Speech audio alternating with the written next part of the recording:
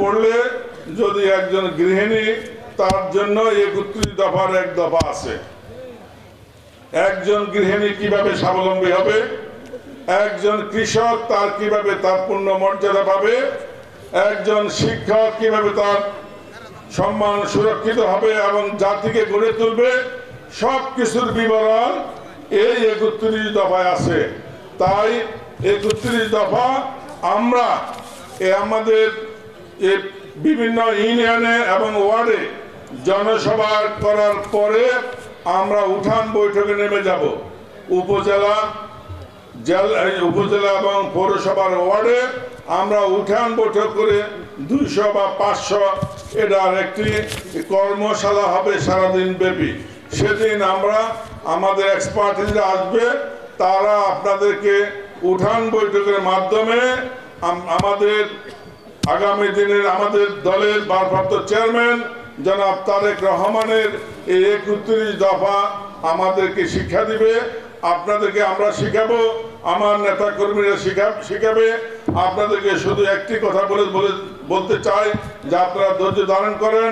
১৭ বছর তো আমরা খেয়ে পড়েছিলাম আওয়ামী লীগের নির্যাতনের ভিতরে, সুতরাং এখন দল ক্ষমতায় নাই, নির্বাচনের জন্য কিন্তু তালবাহানা চলতেছে, কোন সুনির্দিষ্ট ঘোষণা আসতেছে না কবে নির্বাচন হবে।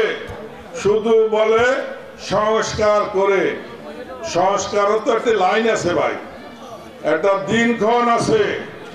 আপনি লাকসাম থেকে যদি চিটাগাঙ্গে যান, আমাদের বাসে গেলে ৪ ঘন্টা লাগে নাকি, জাম লাগলে ৫ ঘন্টা, আরো বেশি জাম লাগলে ৬ ঘন্টা। তো আপনি স্পষ্ট বলে দেন যে আমার ৬ ঘন্টা লাগবে, তাহলে আমরা ধরে নেব ৪ ঘন্টা ২ ঘন্টা অতিরিক্ত। উনি বলেছেন এই বছরের শেষে অথবা আগামী বছরের মাঝামাঝি। আবার অনেকেই বলেন এত তাড়াহুড়া কেন?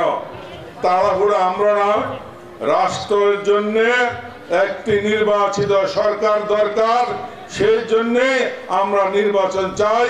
বাংলাদেশ জাতীয়তাবাদী দল বিএনপি একটি গণমুখী দল, গণতান্ত্রিক দল, নির্বাচনমুখী দল, সেই জন্য আমরা নির্বাচন চাই।